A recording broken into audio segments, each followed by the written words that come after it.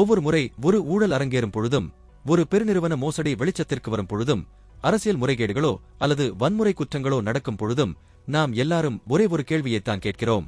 அவர்களால் எப்படி முடிந்தது? அவர்களுக்கு எது நன்மை, எது தீமை என்று தெரியாதா?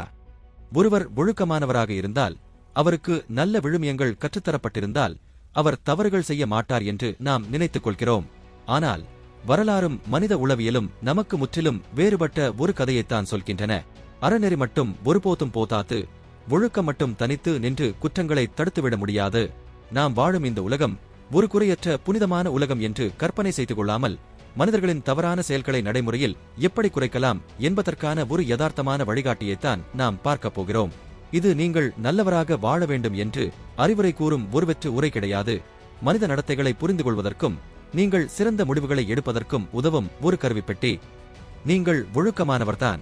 உங்களுக்கு எது நன்மை, எது தீமை என்றும் தெரியும் என்று நான் நம்புகிறேன். ஆனால் உங்கள் வாழ்க்கையில் நீங்கள் பிற்காலத்தில் வருத்தப்பட்ட ஒரு செயலை கூட செய்ததே இல்லையா? அல்லது ஏதேனும் ஒரு கடுமையான நெருக்கடி நேரத்தில் உங்கள் சொந்த விழுமியங்களுக்கு மாறாக நீங்கள் எடுத்த ஒரு தவறான முடிவு? அப்படி நீங்கள் செய்திருந்தால் அதற்கு நீங்கள் ஒரு கெட்ட மனிதர் என்பது காரணம் கிடையாது. மனிதன் வாழும் சூழ்நிலைகள் அவனுடைய ஒழுக்க விழுமியங்களை எளிதாக புறந்தள்ளிவிடும் என்பதுதான் உண்மை. நேர்மையும் மரியாதையும் உங்கள் மனதிற்குள் ஊறிவிட்டால் ஏமாற்ற வேண்டும் என்ற எண்ணமே உங்களுக்குள் தோன்றுவதில்லை. மனித ஒழுக்கம் என்பது நம்மிடம் இருக்கும் ஆகச்சிறந்த பேராற்றல் மிக்க ஆயுதம். உங்களின் சுய கட்டுப்பாட்டை தூண்டுகிறது. ஒரு தவறு தொடங்குவதற்கு முன்பே அதை தடுத்து நிறுத்துகிறது. ஒரு கடினமான சூழ்நிலையில் நீங்கள் சிக்கி தவிக்கும் பொழுது எது உண்மை, எது துரோகம் என்று முடிவெடுக்க உங்களுக்கு ஒரு தெளிவான வழிகாட்டியை தருகிறது. பிறருக்கு தீங்கு விளைவிக்க கூடாது என்ற இரக்க உணர்வை தருகிறது.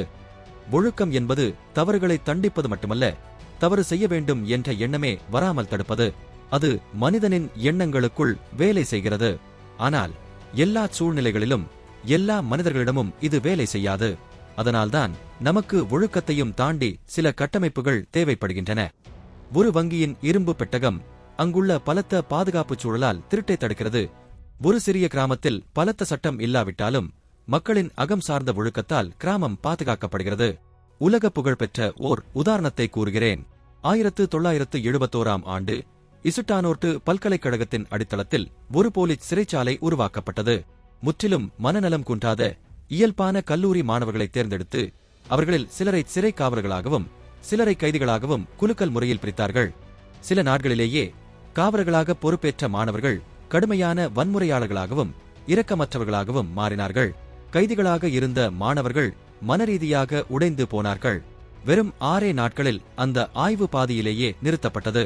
அந்த மாணவர்கள் யாரும் குற்றவாளிகள் கிடையாது, பிறப்பிலேயே கொடூரமான குணம் கொண்டவர்களும் கிடையாது. ஆனால் அவர்களுக்கு கொடுக்கப்பட்ட அந்த சூழ்நிலை, சீருடை, அதிகாரம் மற்றும் சுற்றியிருந்த நெருக்கடி அவர்களை அப்படி மாற்றியது. நம் நிஜ வாழ்க்கையும் இப்படிப்பட்ட சூழ்நிலைகளால் நிறைந்ததுதான். எல்லாரும் தான் ஏமாற்றுகிறார்கள், நான் மட்டுமே நேர்மையாக இருக்க வேண்டும் என்ற பேராசை, இந்த இலக்கை எட்டவில்லை என்றால் என் வேலை போய்விடும் என்ற மேலதிகாரியின் நெருக்கடி, உண்மையைச் சொன்னால் என் வாழ்வாதாரம் அழிந்துவிடும் என்ற பயம். இங்கு மற்றொரு முக்கியமான உண்மையும் இருக்கிறது. இந்த உலகத்தில் வாழும் எல்லாரும் ஒரே மாதிரியான நன்னெறிச் சூழலில் வளர்க்கப்படுவதில்லை. சிலர் இரக்க உணர்வே இல்லாத சூழலில் வளர்கிறார்கள். சிலருக்கு பொய் சொல்வதே இயல்பான ஒரு வாழ்க்கை முறையாக இருக்கிறது. எனவே நன்மை தீமை எல்லாரும் அறிவார்கள் என்பது முற்றிலும் உண்மைக்கு புறம்பானது. ஏனெனில் ஒழுக்கம் என்பது பிறப்பால் வருவதல்ல, அது வளர்க்கப்படும் சூழலால் கற்பிக்கப்படுவது. ஒழுக்கத்தால் தவறுகளை முழுமையாக ஒழிக்க முடியாது. ஆனால் தவறுகளை தடுத்து குறைத்து மனிதர்களை நல்வழிப்படுத்துவதற்கான ஆகச்சிறந்த ஒரே ஆயுதம் அதுதான் என்று கூறுவதே சரியான பதில். சட்டங்களால் உங்கள் செயல்களை கட்டுப்படுத்த முடியும், ஆனால் ஒழுக்கத்தால் மட்டும்தான் உங்கள் எண்ணங்களை கட்டுப்படுத்த முடியும். நேர்மையும் மரியாதையும் உங்கள் மனதிற்குள் ஊறிவிட்டால் ஏமாற்ற வேண்டும் என்ற எண்ணமே உங்களுக்குள் தோன்றுவதில்லை. யாரும் பார்க்காத அந்த தனிமையில் நீங்கள் எப்படி இருக்கிறீர்கள்? அதுதான் ஒழுக்கம். அங்கிருந்துதான் உண்மையான மாற்றம் தொடங்குகிறது.